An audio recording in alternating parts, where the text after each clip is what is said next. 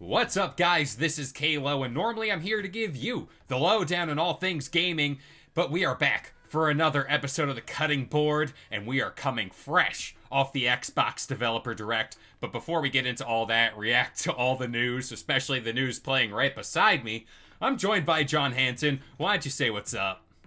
What's up? Let's talk some Xbox. Well, I think without further ado, before we get into all the shiny new games we're just looking at, I'd like to say thank you to anybody and everybody who is liking and sharing this here YouTube channel with everybody you know, because Game Sandwich is a small business and we're looking to expand and take over the world. But real quick, this Xbox Developer Direct started off with a bang. As you can see, Ninja Gaiden is back. I can't even fathom what year it is, in 2025 to be exact. But John, what were your thoughts on Ninja Gaiden not only getting revealed, we got another surprise there, but this was up first? Yeah, so we knew coming in that there was one mystery game that we hadn't heard about. Well, it's Ninja Gaiden 4, which hasn't. When let me look up real quick when Ninja Gaiden 3 was, because it's been a while. I think they said 2008. I could be completely wrong there. That was Ninja Gaiden 2. That was the remake that they're doing. The original for that. 2012 is when Ninja Gaiden 3 came out. So yeah, it's been a while that this series has been in kind of hiatus. I think they have a 2D game coming out for Ninja Gaiden as well. But this is the 3D, very difficult, fast action and everything, being made by Platinum Games, which was a surprise to me, considering how much of that staff has left recently. Yeah. That being said, as someone who's never played a Ninja Gaiden game in my life, this game looked really good.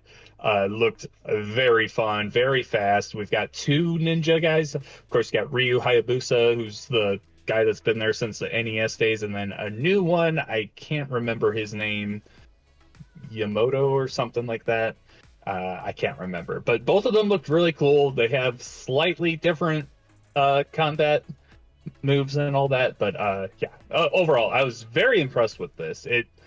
If it wasn't coming to Game Pass, I probably wouldn't give it a try because it's not necessarily my type of game. But it looks very cool, and I'm sure all the Ninja Gaiden fans are very happy about it, I would imagine. Yeah, I mean, for like my back memories of gaming, Ninja Gaiden was always there. I remember going into GameStop and always seeing the covers on the wall. Obviously, I was too young to play these games way back in the day. But, I mean, looking at this trailer, looking at all the action, the cybernetic meets sword fighting, I mean, it looks fun. But you mentioned we were doing a watch along on our Discord channel. You might want to go check that out real quick. But it looks, personally, it looks like a game that I'm going to try because it's on Game Pass, like you said. But then, yeah, I don't know how far I'm going to get into this. Yeah, all I know about these games is that they are exceedingly difficult. Like, they're just very hard to...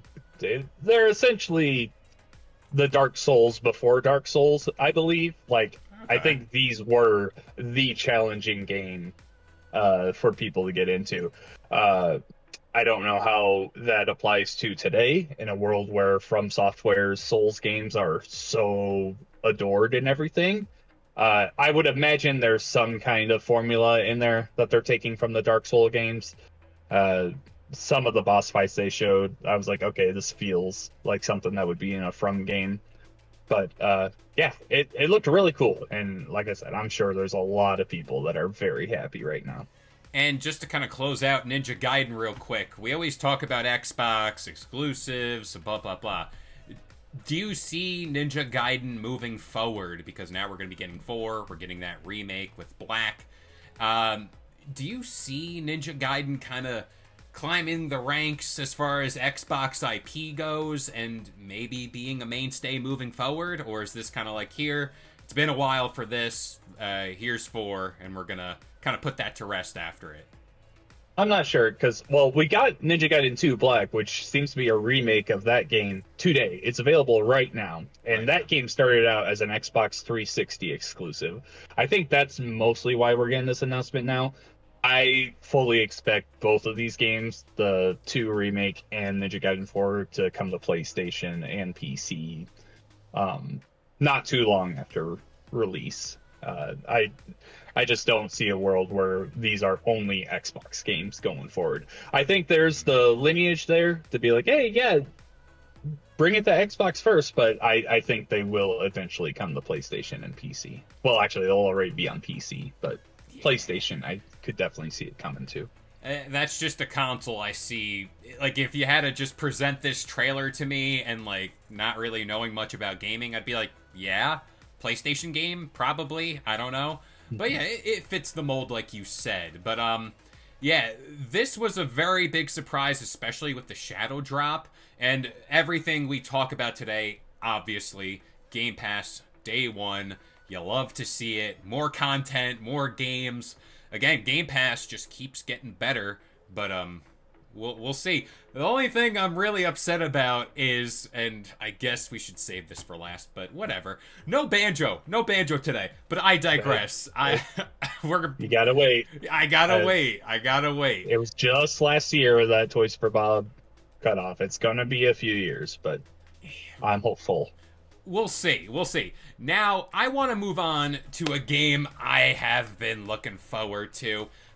It's South of Midnight. The more I look at this game, the more the world they're building, this art style, it's amazing. They brought up stop motion. You and I, big fans of Nightmare Before Christmas. These are the things, the charm, the thing that I think has been missing from a lot of games lately. I can't wait to get my hands on this. Albeit, I don't think this is like an earth-shattering, like, oh, we're really gonna have some conversations of Game of the Year. But watch.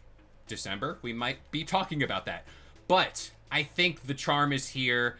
I would like to say we're in the mid-range as far as like a 75 this game gets. And everyone will be happy. I'll be happy. Whether Microsoft is, I don't know. But your thoughts on South of Midnight? I was glad to see more story elements. One thing that Compulsion does very well is they're very good at making a world, a very cool world that you want to hang in. We saw that Contrast, I wasn't a huge fan of, but the dark world and noir aspect of it was really cool. We Happy Few, same thing. The gameplay itself wasn't anything amazing, but that world of all these people that are druggies that try to make themselves happy again, like that was a very cool idea. The same thing here. We've got all these mythological creatures, a giant catfish that we're going to be talking to, the alligator that we saw before, and the like weird spider doll thingy. Yeah. Uh, there's so many cool things in this game. You mentioned the stop motion animation, like that is, I love that. That looks amazing. The character, I can't remember her name. She looks very cool. Hazel, I think. Hazel sounds about right. Yeah. My one big hangup is I mentioned this when we were watching, but the combat just kind of looks basic to me. When I watch it, it reminds me a lot of Kenna Bridge of Spirits, which I wasn't a huge fan of that combat. I was just like, "Ugh, I'm doing this just to get through it." Everything else in this game though looks great. I want to explore this area. I want to know more about the story of these characters. I want to dive deep into the backstory of the big bosses. Like they're saying, you're going in to see echoes of their previous life, and it seems like they all had very dark backstories. Like that stuff looks very cool. Yeah, I think mid 70s to 80s on like a Metacritic is very much what I'm expecting for this, and I'll be completely happy with that. I think this looks like it's going to be a very fun game. Yeah, I think the one thing this game has going for it, and this is what I look for more often than not, a good soundtrack. They mentioned this thing as you fight the boss, the music ramps up. A quick thing we brought up in our watch along was that guy that was playing the guitar in the first trailer for this game. We haven't seen him, and we were talking about who the big bad could possibly be. Again, I brought this up where it's like maybe he's the final guy and we get like this giant like battle with epic southern music and like a devil went down to Georgia type deal. I don't know, but I think this game is one to look out for moving forward. And yeah, I'm looking at this gameplay. It does look basic, but honestly, with like we're gonna be talking about Doom here in a little bit, and we were just talking about Ninja Gaiden. I think a basic palate cleanser type game where it's just like, yeah, enjoy the story, let's get through it. It's charming. I think that's more than welcome here. Again, this is coming out in April too, which stacked month. Early April 6th, I want to say. For Xbox, April is going to be the month. And do we have any closing thoughts here on South of Midnight? No, just not everything needs to be a genre-defining thing. So I'm excited to see more on it. Well, I'm excited to play. I don't want to see any more on it now. Maybe do some promotions, but just give me the game now. I want to be surprised on everything else. Exactly, and I guess we'll move on to the next game in April, and that's Clair Obscur Expedition 33. I can't believe I said that name right off the top of my head, but I'm very proud of myself. I don't know. I can't speak to these games. I don't like the turn-based stuff. It's just not my jive. It's not my deal. It looks cool. I'll give it that, and it, again, much like all the other games, it's on Game Pass. If I'm bored one weekend, download it, see what it's about, maybe change my perspective here. But what are your thoughts on this game?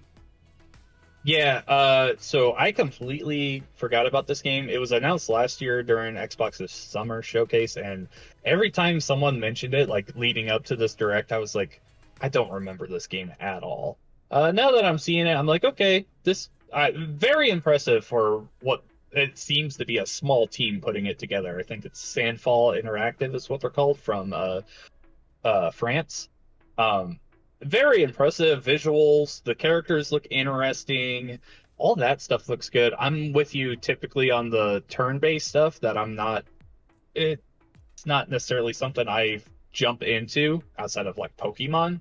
But I do think the real-time stuff that they worked in there, like the timing button presses you have after you select the weapon to make it, after you select an attack to make it work better, that stuff is pretty cool.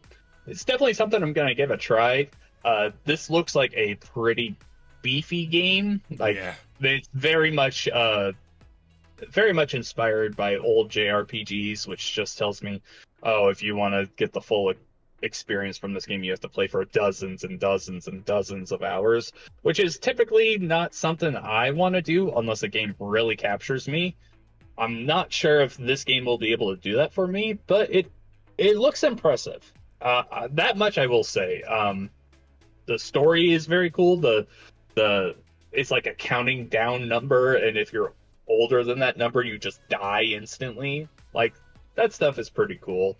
I want to know more about these characters, but I don't know if I want to go through the open world map stuff and then the turn-based stuff that really doesn't capture me. I don't know. We'll have to see when we get our hands on it. Yeah, I believe one of the people from the studio said if you want to face like the most difficult boss in the game or any of those enemies, you have to explore. So that leads me to believe a lot of this stuff is tucked away in like the nooks and crannies of the world, which again, much like you said, am I going to explore every single little detail of the game? Maybe this game changes everything. You know what?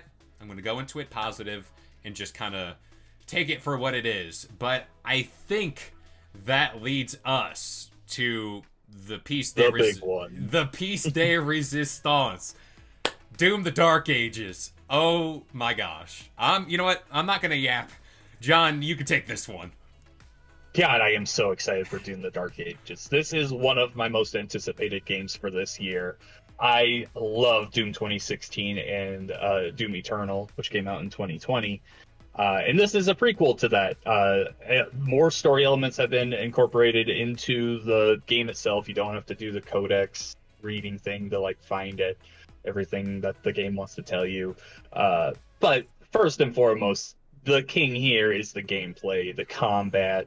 We're not so much jumping around and doing all the stuff from Doom Eternal anymore. They kind of likened it to being a tank.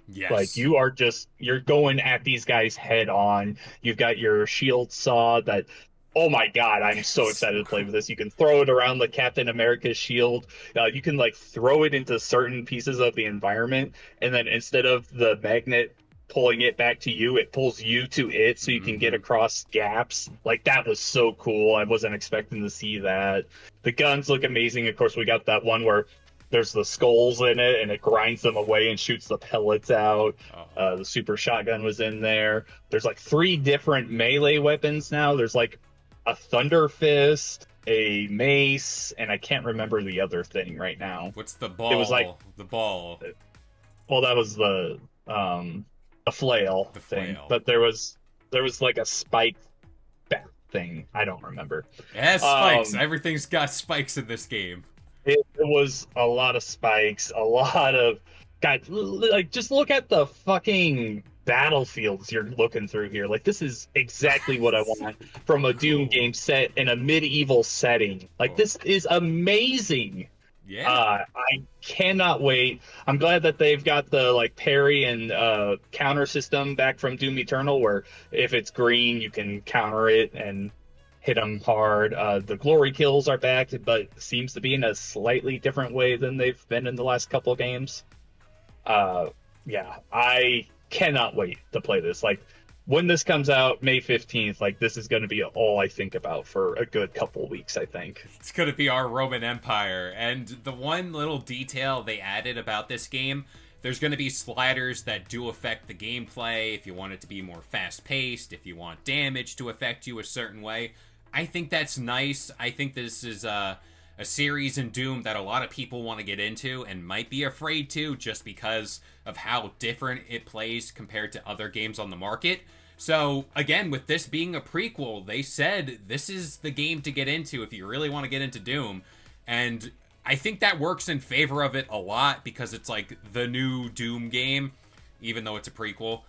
I think it Hmm. works in its favor. It just looks so cool. I can't help but look at this gameplay and be like, yeah, this is the game I'm going to be playing a lot of whenever it drops. And the weapons look awesome. That's what they said. Yeah. Doom is all about the guns. And one thing heading into Doom the Dark Ages that we really were skeptical on was, all right, if this is medieval, how are they gonna incorporate the guns? And, like, Hmm. is it gonna be more melee? It looks like they found a nice balance here.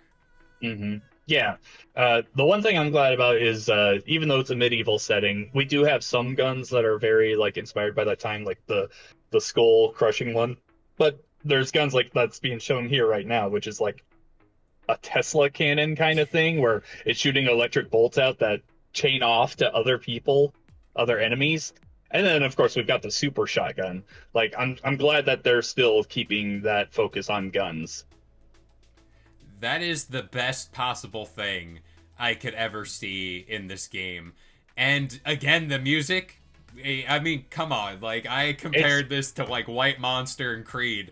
This is badass stuff. I literally cannot get enough. I'm itching to go play Doom Eternal and 2016 Doom right now. But I kind of want to hold off. I need to experience this right now.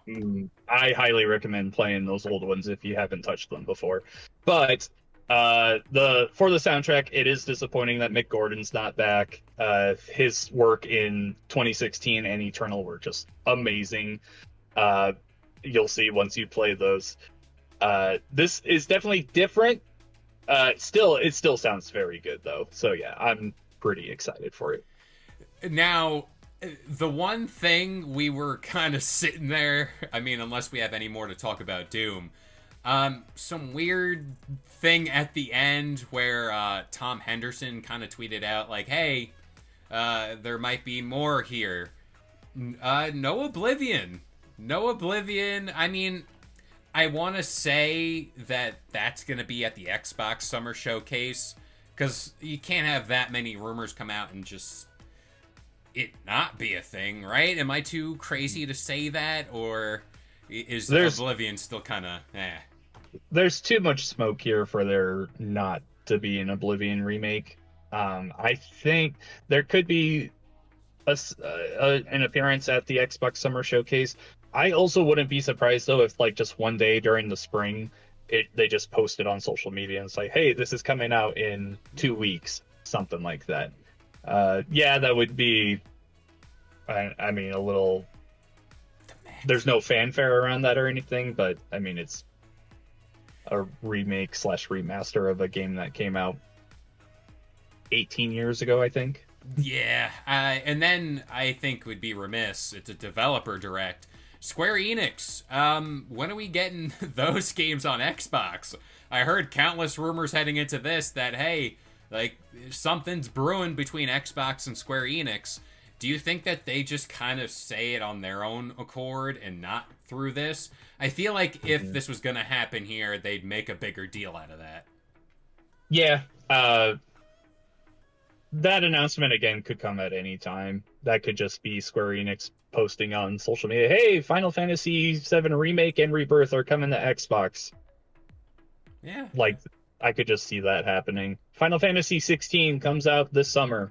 Like, I could just see them throwing that stuff out there.